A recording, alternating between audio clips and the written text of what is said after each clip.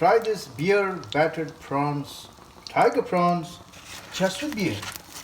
OMG, I'll tell you, it's going to be... Today I will show you how to quickly prepare beer battered prawns. For this I have lovely tiger prawns and some baking powder, say half a teaspoon, crushed pepper half a teaspoon, salt to taste, and some lovely plain flour.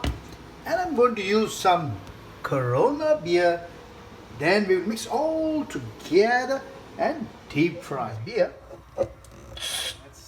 Pour in the beer into the plain flour, whisk it nicely and just maintain the consistency. Add more as required. There you go, some more.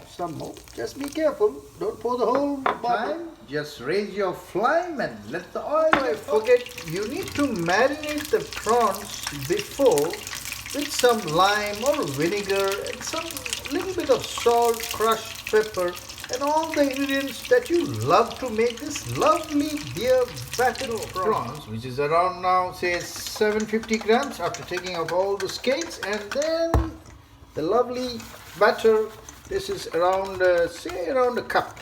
Sure, you add your pepper and add your salt and your baking powder. Let me show you just one. Okay, simple. That way, with a good tap, yeah, good tap, and then we will do just one at a time, just for the demonstration. Wow, there you go. Woo. There you go. And the next one, beer battered prawns. Simple recipe, very simple. Just don't overcrowd it. You can turn it just to make sure it becomes brown all along. There is nothing such as timing. Once it is golden brown, that's the time you can consider it to be ready. Beer battered prawns, simply beer. Elegant, tasty, and very nice. Very good to eat. A good snack with your aperitif.